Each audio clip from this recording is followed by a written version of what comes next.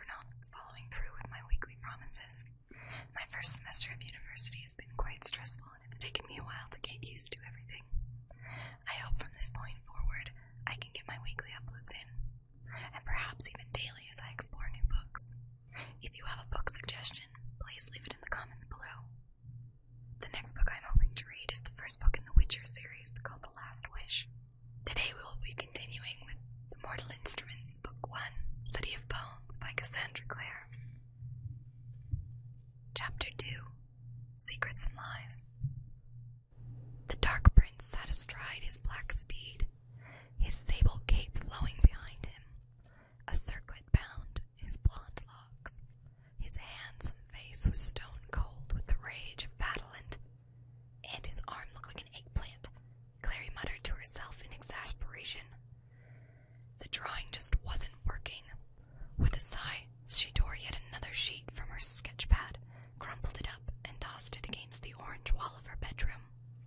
Already, the floor was littered with the discarded balls of paper, a sure sign that her creative juices weren't flowing the way she'd hoped. She wished for the 1000th time that she could be a bit more like her mother. Everything Jocelyn Frey drew, painted, or sketched was beautiful, and seemingly effortless. Clary pulled her headphones out, cutting off Stepping Razor in mid-song, and rubbed her aching temples. It was only then that she became aware that the loud, piercing sound of a ringing telephone was echoing through the apartment. Tossing the sketchpad onto the bed, she jumped to her feet and ran into the living room, where the retro-red phone sat on a table near the front door. "Is this Clarissa Frey?" The voice on the other end of the phone sounded familiar, though not immediately identifiable. Clary twirled the phone cord nervously around her finger. "Yes." "Hi, I'm one of the knife-wielding hooligans that you met last night in Pandemonium. I'm afraid I made a bad impression and was hoping you'd give me a chance to make it up to—" "Simon!"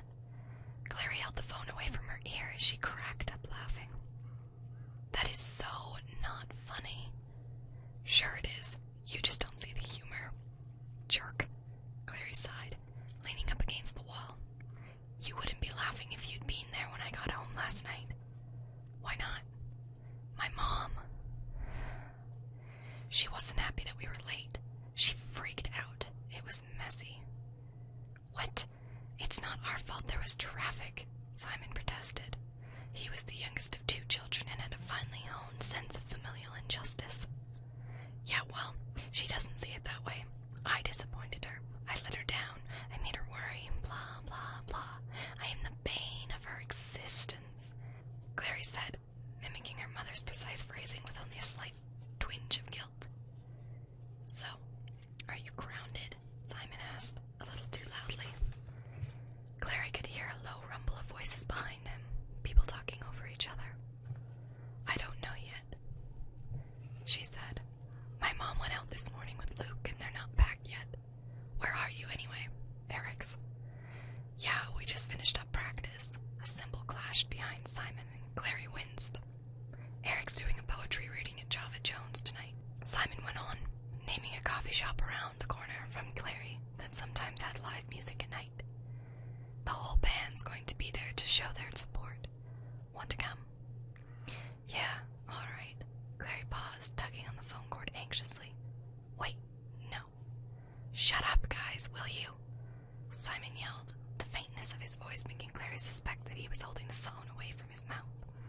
He was back a second later, sounding troubled. "Was that a yes or a no?" "I don't know." Clary bit her lip. "My mom's still mad at me about last night. I'm not sure I want to piss her off by asking for any favors. If I'm going to get in trouble, I don't want it to be on account of Eric's lousy poetry." "Come on, it's not that bad," Simon said. Eric was his next-door neighbor, and the two had known each other for most of their lives. They weren't close the way Simon and Clary were, but they had formed a rock band together at the start of sophomore year, along with Eric's friends Matt and Kirk. They practiced together faithfully in Eric's parents' garage every week. "Besides, it's not a favor," Simon added. "It's a poetry slam around the block from your house. It's not like I'm inviting you to some orgy in Hoboken. Your mom can come along if she wants." "Orgy in Hoboken?" Clary heard someone, probably Eric, yell.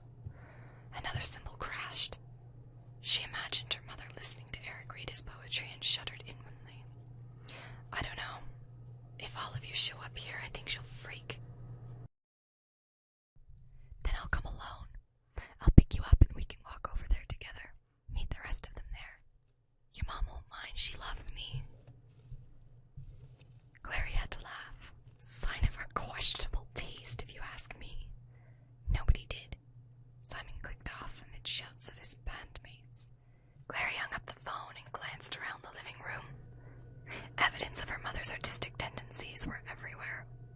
From the handmade velvet throw pillows piled up on the dark red sofa to the walls hung with Jocelyn's paintings, carefully framed landscapes mostly, the winding streets down Manhattan lit with golden light, scenes of Prospect Park in the winter, the gray ponds edged with lace-like films of white ice. On the mantel, over the fireplace, was a framed photo of Clary's father, a thoughtful-looking fair man in military dress. His eyes bore the telltale traces of laugh lines at the corners. He'd been a decorated soldier, serving overseas. Jocelyn had some of his medals in a small box by her bed. Not that the medals had done any good when Jonathan Clark had crashed his car into a tree just outside Albany and died before his daughter was even born. Jocelyn had gone back to using her maiden name after he died. She never talked about Clary's father, but she kept the box engraved with his initials, J.C., next to her bed. Along with the medals were one or two photos, a wedding ring, and a single lock of blonde hair. Sometimes Jocelyn took the box out and opened it, and held the lock of hair very gently in her hands, before putting it back, carefully locking the box up again. The sound of a key turning in the front door roused Clary out of her reverie. Hastily, she threw herself down on the couch and tried to look as if she were immersed in one of the paperbacks her mother had left stacked on the end table. Jocelyn recognized reading as a sacred pastime and usually wouldn't interrupt Clary in the middle of a book, even to yell at her. The door opened with a thump. It was Luke, his arms full of what looked like big square pieces of pasteboard. When he set them down, Clary saw that they were cardboard boxes, folded flat. He straightened up and turned to her with a smile. Hey, Luke, she said. He'd asked her to stop calling him Uncle Luke about a year ago, claiming that it made him feel old, and anyway it reminded him of Uncle Tom's cabin. Besides, he'd reminded her gently, he wasn't really her uncle, just a close friend of her mother's who'd known her all her life. Where's Mom? Parking the truck, he said, straightening his lanky frame with a groan. He was dressed in his usual uniform, old jeans and a flannel shirt, and a bent pair of gold-rimmed spectacles that sat askew on the bridge of his nose. Remind me again why this building has no service elevator. Because it's old and has character, Clary said immediately. Luke grinned. What are the boxes for? She asked. His grin vanished. Your mother wanted to pack up some things, he said, avoiding her gaze. What things? Clary asked. He gave an airy wave. Extra stuff lying around the house getting in the way. You know she never throws anything out. So what are you up to? Studying? He plucked the book out of her hand and read aloud. The world will teem with those motley beings whom a more sober philosophy has discarded. Fairies and goblins, ghosts and demons still hover about. He lowered the book and looked at her over his glasses. Is this for school? The Golden Bow. No, school's not for a few weeks. Clary took the book back from him. It's my mom's. I had a feeling. She dropped it back on the table. Luke. The book already forgotten. He was rummaging in a toolkit next to the hearth. Here it is. He pulled out an orange plastic tape gun and gazed at it with deep satisfaction. What would you do if you saw something nobody else could see? The tape gun fell out of Luke's hand and hit the tiled hearth.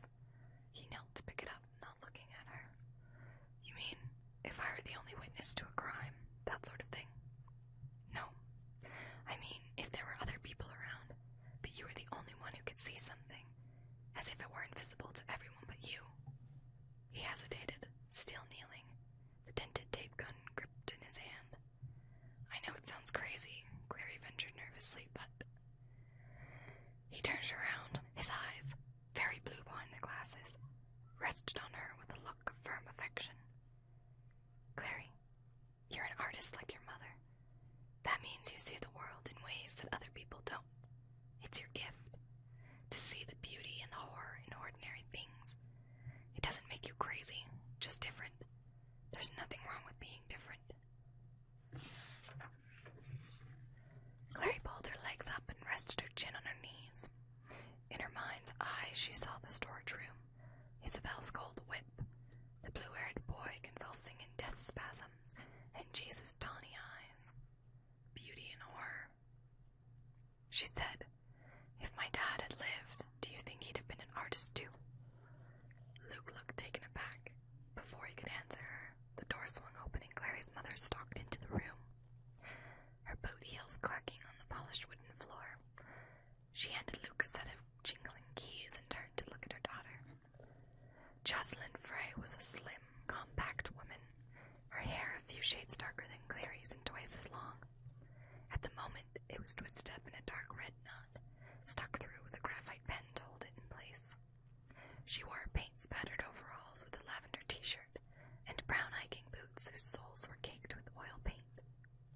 People always told Clary that she looked like her mother, but she couldn't see it herself.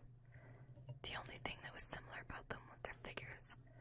They were both slender, with small chests and narrow hips.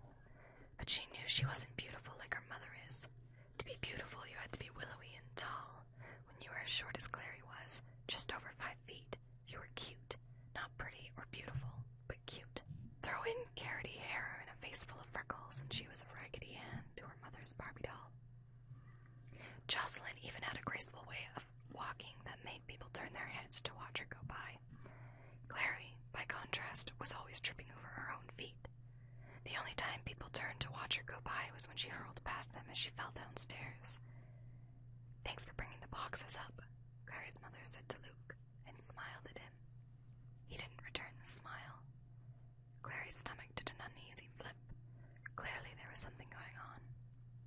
"Sorry it took me so long to find a space. There must be a million people at the park today." "Mom," Clary interrupted. "What are the boxes for?" Jocelyn bit her lip. Luke flicked his eyes towards Clary, mutely arching Jocelyn forward. With a nervous twitch of her wrist, Jocelyn pushed a dangling lock of hair behind her ear and went to join her daughter on the couch. Up close, Clary could see how tired her mother looked. There were dark half-moons in her eyes, and her lids were pearly with sleepiness. "Is this about last night?" Clary asked. "No," her mother said quickly, then hesitated. "Maybe a little. You shouldn't have done what you did last night. You know better. And I already apologized. What is this about? If you're grounding me, get it over with." "I'm not," said her mother. "Grounding you." Her voice was as taut as a wire. She glanced at Luke, who shook his head. "Just tell her, Jocelyn," he said. "Could you not talk about me like I'm not here?" Clary said angrily. "And what do you mean, tell me? Tell me what?" Jocelyn expelled a sigh. "We're going on vacation." Luke's expression went blank, like a canvas wiped clean of paint. Clary shook her head. "That's what this is about. You're going on vacation." She sank back against the cushions. "I don't get it. Why the big production?" "I don't think you understand. I meant we're all going on vacation. The 3 of us. You, me, and Luke. We're going to the farmhouse." "Oh." Clary glanced at Luke, but he had his arms crossed over his chest and was staring out the window. His jaw pulled tight. She wondered what was upsetting him. He loved the old farmhouse in upstate New York. He'd bought and restored it himself 10 years before, and he went there whenever he could. "For how long?" "For the rest of the summer," said Jocelyn. "I brought the boxes in case you want to pack up any books, painting supplies." "For the rest of the summer?" Clary sat upright with indignation. "I can't do that, Mom. I have plans. Simon and I were going to have a back-to-school party, and I've got a bunch of meetings with my art group and 10 more classes at Tisch." "I'm sorry about Tisch, but the other things can easily be cancelled."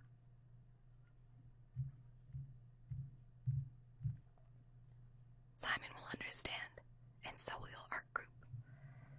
Clary heard the implacability in her mother's tone and realized she was serious. "But I paid for those art classes. I saved up all year, you promised." She whirled, turning to Luke. Tell her it isn't fair." Luke didn't look away from the window, though a muscle jumped in his cheek. "She's your mother, and it's her decision to make." "I don't get it." Clary turned back to her mother. "Why?" "I have to get away, Clary," Jocelyn said, the corners of her mouth trembling. "I need the peace. So sell some more of Dad's stocks, Clary said angrily. That's what you usually do, isn't it? Jocelyn recoiled. That's hardly fair. Look, go if you want to. I don't care. I'll stay here without you. I can work. I can get a job at Starbucks or something. Simon said they're always hiring. I'm old enough to take care of myself. No! The sharpness in Jocelyn's voice made Clary jump. I'll pay you back for the art classes, Clary, but you are coming with us. It isn't optional. You're too young to stay here on your own. Something could happen. Like what? What could happen? Clary demanded. There was a crash. She turned in surprise to find that Luke had knocked over one of the framed pictures leaning against the wall. Looking distinctly upset, he set it back. When he straightened, his mouth was set in a grim line. I'm leaving. Jocelyn bit her lip. Wait. She hurried after him into the entryway, catching up just as he seized the doorknob. Twisting around on the sofa, Clary could just overhear her mother's urgent whisper. Bane, Jocelyn was saying. I've been calling him for the past 3 weeks. His voicemail says he's in Tanzania. What am I supposed to do? Jocelyn, Luke shook his head. You can't keep going to him forever. But Clary isn't Jonathan, Luke hissed. You've never been the same since what happened. You've never been the same since it happened, but Clary isn't Jonathan. What does my father have to do with this? Clary thought, bewildered. I can't just keep her at home and not let her go out. She won't put up with it. Of course she won't. Luke sounded really angry. She's not a pet. She's a teenager, almost an adult. If we were out of the city, talk to her, Jocelyn. Luke's voice was firm. I mean it. He reached for the doorknob. The door flew open. Jocelyn gave a little scream. Jesus! Luke exclaimed. Actually, it's just me, said Simon, although I've been told the resemblance is startling. He waved at Clary from the doorway. You ready? Jocelyn took her hand away from her mouth. Simon, were you eavesdropping? Simon blinked.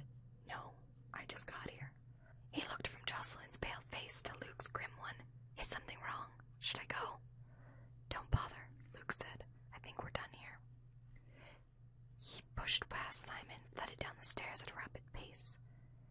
Downstairs, the front door slammed shut. Simon hovered in the doorway, looking uncertain. I can come back later, he said. Really, it wouldn't be a problem. That might... Jocelyn began, but Clary was already on her feet. Forget it, Simon, we're leaving, she said, grabbing her messenger bag from a hook near the door. She slung it over her shoulder, glaring at her mother. See you later, Mom. Jocelyn bit her lip. Clary, don't you think we should talk about this? We'll have plenty of time to talk while we're on vacation, Clary said venomously, and had the satisfaction of seeing her mother flinch. Don't wait up, she added, and grabbing Simon's arm, she half-dragged him out the front door. He dug his heels in, looking apologetically over his shoulder at Clary's mother, who stood small and forlorn in the entryway, her hands knitted tightly together. Bye, Mrs. Frey, he called. Have a nice evening. Oh, shut up, Simon, Clary snapped and slammed the door behind them, cutting off her mother's reply. Jesus, woman, don't rip my arm off, Simon protested as Clary hauled him downstairs after her, her green Skechers slapping against the wooden stairs with every angry step. She glanced up, half expecting to see her mother glaring down from the landing above, but the apartment door stayed shut. Sorry, Clary muttered, letting go of his wrist. She paused at the foot of the stairs, her messenger bag banging against her hip. Clary's brownstone, like most in Park Slope, had once been a single resident of a wealthy family. Shades of its former grandeur were still evident in the curving staircase, the chipped marble entryway floor, and the wide, single-paned skylight overhead. Now, the house was split into separate apartments, and Clary and her mother shared the 3-floor building with a downstairs tenant, an elderly woman who ran a psychic shop out of her apartment. She hardly ever came out of it, though customer visits were infrequent. A gold plaque fixed to the door proclaimed her to be Madame Dorothea, seeress and prophetess. The thick scent of incense spilled from the half-open door into the foyer. Clary could hear a low murmur of voices. Nice to see she's doing a booming business, Simon said. It's hard to get a steady profit work these days. Do you have to be sarcastic about everything?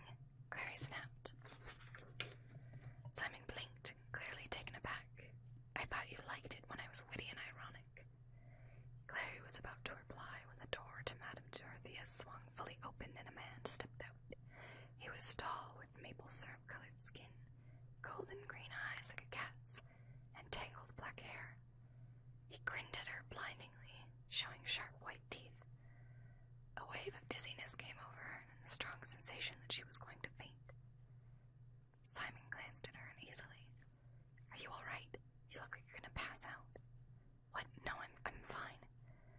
He didn't seem to want to let it drop. "You look like you just saw a ghost." She shook her head. The memory of having seen something teased her, but when she tried to concentrate, it set away like water. "Nothing. I thought I saw Dorothea's cat, but I guess it was just a trick of the light." Simon stared at her. "I haven't eaten anything since yesterday," she added defensively. "I guess I'm a little out of it." He slid a comforting arm around her shoulders. "Come on, I guess I'll buy you some food." "I just can't believe she's being like this," Clary said for the fourth time, chasing a stray bit of guacamole around her plate with a dip of the nacho. They were at the neighborhood Mexican joint, a hole in the wall called Nacho Mama. Like grounding me every other week wasn't bad enough. Now I'm going to be exiled for the rest of the summer. "Well, you know your mom gets like this sometimes," Simon said. "Like when she breathes in or out." He grinned at her around his veggie burrito. "Oh, sure, act like it's funny," she said. "You're not the one getting dragged off to the middle of nowhere for God knows how long." "Clary," Simon interrupted her tirade, "I'm not the one you're mad at. Besides, it isn't going to be permanent." "How do you know that?" "Well, because I know your mom," Simon said, after a pause. "I mean, you and I have been friends for, 10 years now. I know she gets like this sometimes. She'll think better of it." Clary picked a hot pepper off her plate and nibbled the edge meditatively. "Do you, though?" she said. "Know her, I mean. I sometimes wonder if anyone does." Simon blinked at her. "You lost me there." Clary sucked in air to cool her burning mouth. "I mean, she never talks about herself. I don't know anything about her early life, or her family, or much about how she met my dad. She doesn't even have a wedding photo. It's like her life started when she had me. That's what she always says when I ask her about it." "Aw," Simon made a face at her. "That's sweet." "No, it isn't. It's weird. It's weird that I don't know anything about my grandparents. I mean, I know my dad's parents weren't very nice to her, but could they have been that bad? What kind of people don't even want to meet their granddaughter?" "Maybe she hates them. Maybe they were abusive or something," Simon suggested. "She does have those scars." Clary stared at him. "She has what?" He swallowed a mouthful of burrito. "Those little thin scars all over her back and arms. I have seen your mother in a bathing suit, you know." "I never noticed any scars," Clary said decidedly. "I think you're imagining things." He stared at her and seemed about to say something when her cell phone, buried in her messenger bag, began an insistent blaring.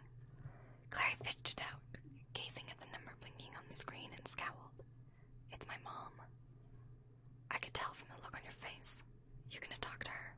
"No, not right now," Clary said, feeling a familiar bite of guilt in her stomach, as the phone stopped ringing and voicemail picked up. "I don't want to fight with her." "You can always stay at my house," Simon said, "for as long as you want."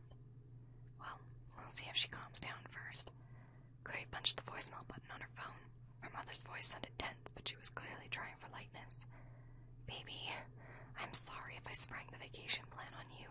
Come home and we'll talk."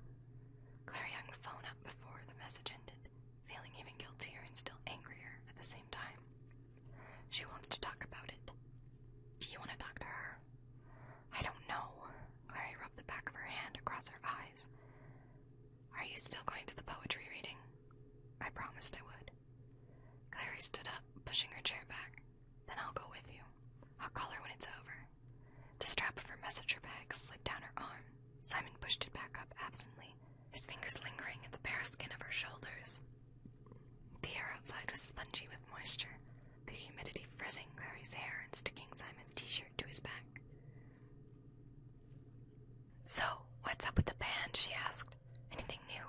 There was a lot of yelling in the background when I talked to you earlier." Simon's face lit up.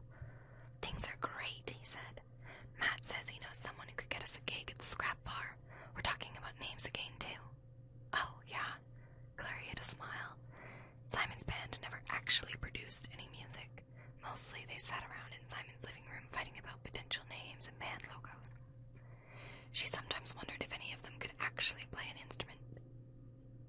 What's on the table? We're choosing between Sea Vegetable Conspiracy and Rock Solid Panda.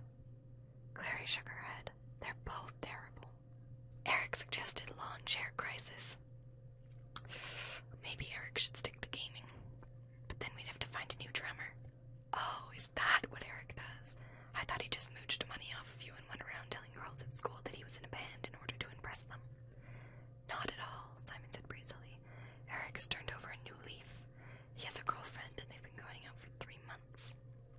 Practically married, Clary said, stepping around a couple pushing a toddler in a stroller.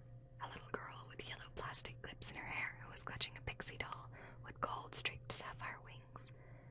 Out of the corner of her eye, Clary thought she saw the wings flutter. She turned her head hastily. Which means, Simon continued, that I am the last member of the band to not have a girlfriend, which, you know, is the whole point of being in a band, to get girls.